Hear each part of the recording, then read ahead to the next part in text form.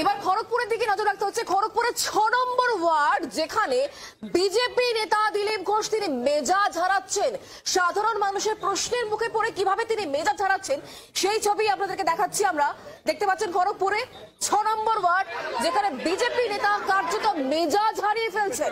আমি টাকা দিয়ে বানিয়েছি, তোমাকে বলেছি আপনি এমপিও এখন বাকিটা বলতে পারেন, 14 পুরুষ তুলবো। এবার বড় অধিকার দিয়েছে আপনাকে, আপনাকে অধিকার কে দিয়েছে? বলো প্রদীপ কে বলবো কেন? আরে টাকা মারেন কতনা মূল কুত্তা সব জায়গায়। হ্যাঁ বেতনের গলা দিয়ে দেবো, তোর বাপ কে বলবে? শালা টাকা দিছে টাকা দিবে লোক।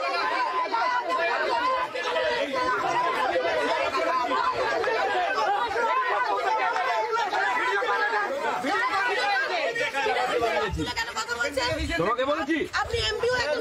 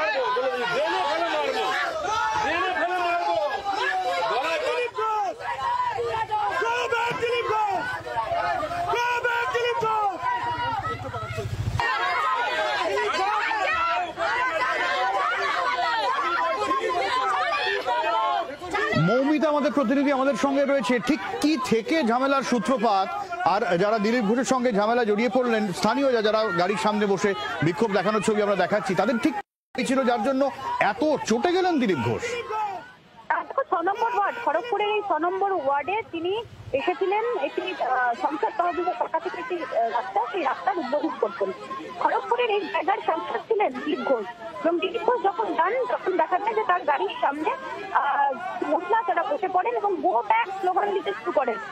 বিজেপির অভিযোগ যে এই সমস্ত যারা স্লোগান দিচ্ছেন বিক্ষোভ দেখাতে শুরু করেন তারা তৃণমূল কংগ্রেসের স্থানীয় তৃণমূল কংগ্রেসের নেতৃত্ব। দিলীপ ঘোষের সঙ্গে তাদের বচসা বাঁধে এবং গাড়ি থেকেই তাদের হুঁশিয়ারি দিতে শুরু করেন দিলীপ ঘোষ। শুধু তাই নয়, পাল্টা হাতাহাতি হয় বিজেপি এবং তৃণমূল কংগ্রেসের সমর্থক দু তরফের মধ্যে। এমন একটা সময় দেখা যায় যে সমস্যা কিন্তু চরমে ওঠে এবং দিলীপ ঘোষ পাল্টা সেই অন্য মেজাজে দিলীপ ঘোষকে আবারও দেখা গেল, যেখানে তিনি ক্ষোভের মুখে পড়ে তার মেজাজ হারালেন।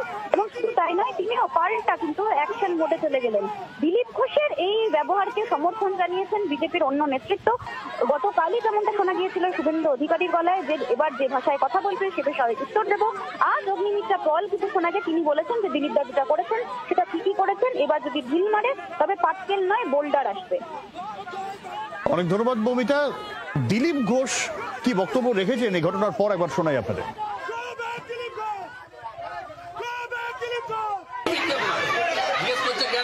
আমি টাকা দিচ্ছি, একদিন কেন এই রাস্তা হয়নি সেই প্রশ্ন করার হিম্মত নেই।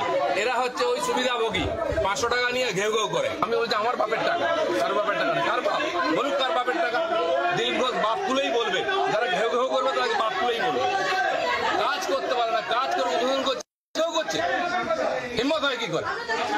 এই 500 টাকার চাকররা এরা কিছু করতে দেয় না, ঘেউ ঘেউ করে। দিলীপ ঘোষের বক্তব্য আপনারা শুনতে পাচ্ছেন। টাকা নিয়েছেন এরা এবং তারপর তারা এরকম করছেন এবং কোর্ট আনকোর্ট তিনি বলছেন এদেরকে সুবিধাভোগী। যারা এভাবে বিক্ষোভ দেখাচ্ছিলেন তাদেরকে কোর্ট আনকোর্ট সুবিধাভোগী বলছেন দিলীপ ঘোষ।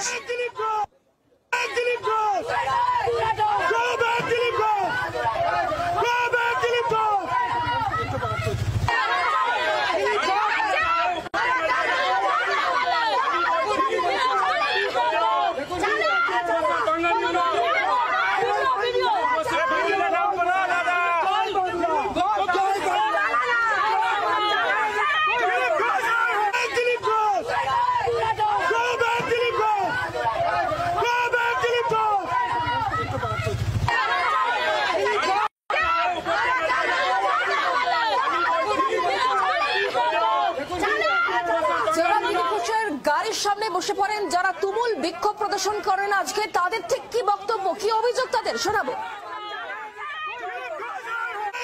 আমাদের আগের যে এমপি ছিল দিলীপ ঘোষকে ভদ্রমতো জিজ্ঞাসা করছে হঠাৎ করে এই ওয়ার্ডে কেন, হঠাৎ করে রাস্তাটা ওখানে কিসের জন্য?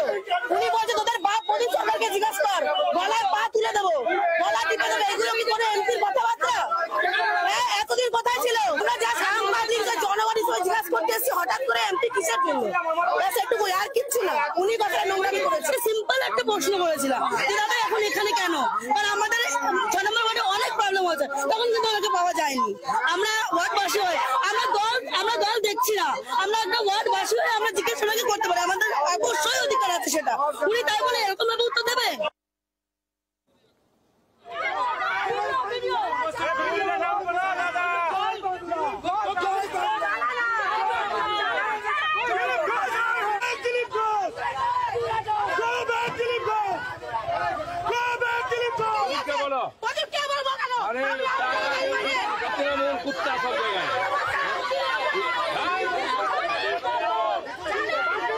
আর এই ঘটনার পর আমরা দিলীপ ঘোষের সঙ্গে যোগাযোগ করি যে কেন এই ধরনের উত্তপ্ত বাদানুবাদ, কেন তার এই ধরনের মন্তব্য, কি বললেন দিলীপ ঘোষ শোনাই।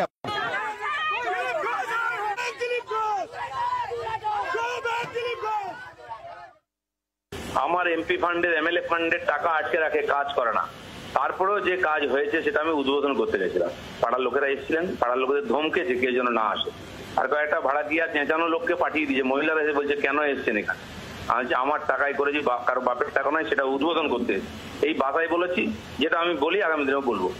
তখন চেঁচামেচি শুরু হলো, বাপ তুলেছে, কার বাপ, কার টাকা? তো এরা করতে পারে না।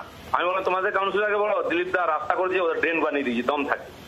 এই কাউন্সিলর প্রদীপ বাবু যখন চেয়ারম্যান ছিলেন, আমি এমএলএ ছিলাম, তিনি লিখিতভাবে ডিএম দিয়েছিলেন যে আমাদের এমএলএ টাকা চাই না, আর টাকাটা আটকে রেখেছিল, লক্ষ লক্ষ দেয়নি।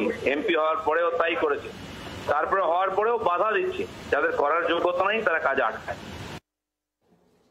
আর কি বলছেন অগ্নিমিত্রা পল এ নিয়ে শুনবো।